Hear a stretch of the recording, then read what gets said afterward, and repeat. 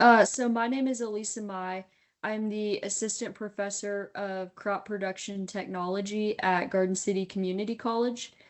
And so basically this last fall semester, so this would have been fall of 2025, we started a new class called Technology in Agriculture.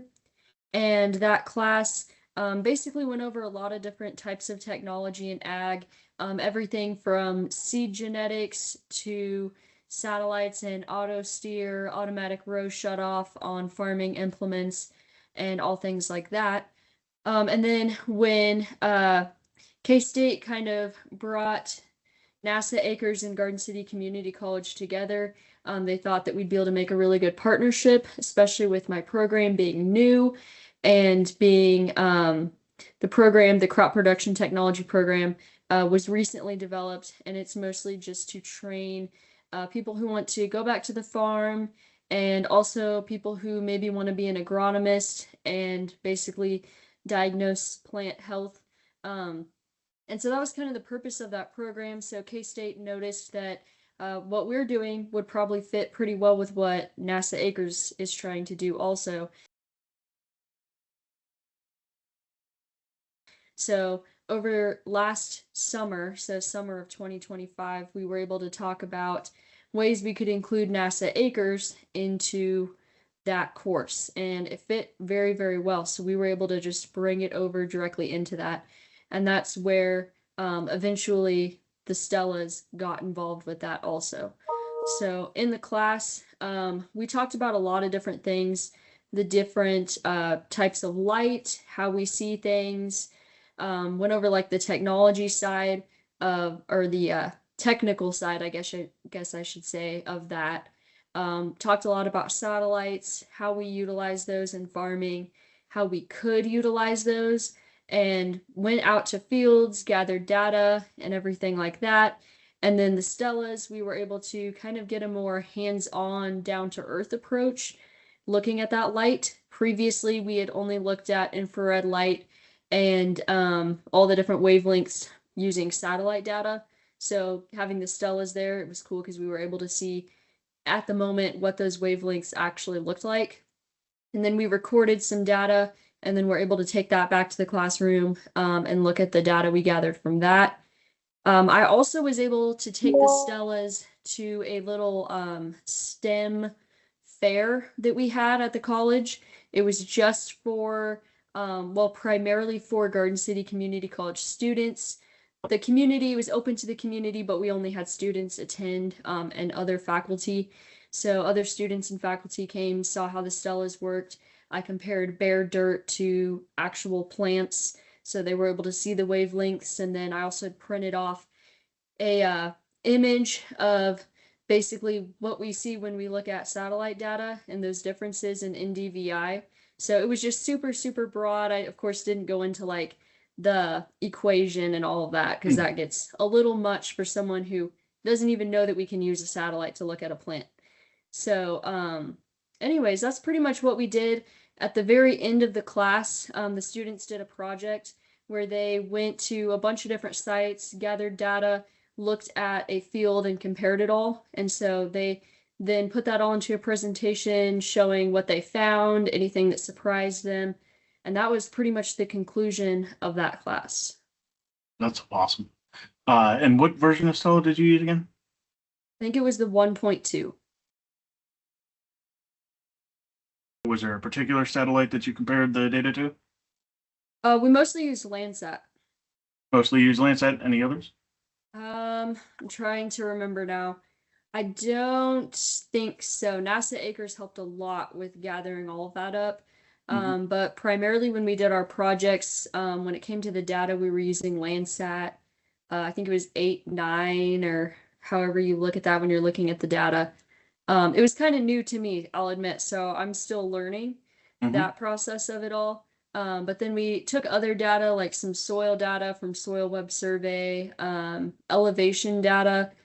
Fantastic. And I'm not sure where the elevation data, what satellite that was coming from, because it was already kind of pulled and gathered. But that's pretty much what we used. What was your experience with the Stella? I really liked the screen that you could actually see the wavelengths. Mhm. Because that way when we were, moving from concrete to grass, I mean, there was just a huge jump all of a sudden. So it made it easy to explain. And I think it was cool for the students to see just from walking around and pointing the Stella at the ground what was happening. I think it really made that part make more sense because when we were looking at satellite data, they're like, oh, yeah, of course, these points that we're looking at and we mapped are different. But being able to actually see the jump in those wavelengths was pretty useful.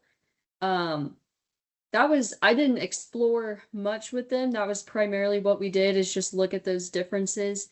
And then NASA Acres pulled that data for us and then analyzed it all so we didn't have to go through the whole entire spreadsheet. So that was very nice. I'm trying to think. The only issue that we had was sometimes it took a while to record the GPS point and the point that we were looking at and get all that data to load and Okay. record. Hmm. So we Right. had a hang up sometimes there. I'm not sure if that was user error, um, or what was going on. So I also had students trying to do it as well, so that definitely could have been a factor. But that was our only hang up point, and we got through it, and we still got the points recorded. So we Fantastic. just knew that we had to just stand there for a minute, let it fully do whatever it's doing in there, and before we moved on to a different location. So were there any like cosmetic things or issues you had with the Stellas or anything like that? Are there any improvements you would suggest or things that you would like to see it do? No, I don't think so. Everything seemed to work pretty well. Once you figured out how to use the dial, it was pretty easy. I did like that there wasn't a ton of buttons, because then I didn't have to worry about people pressing things they shouldn't.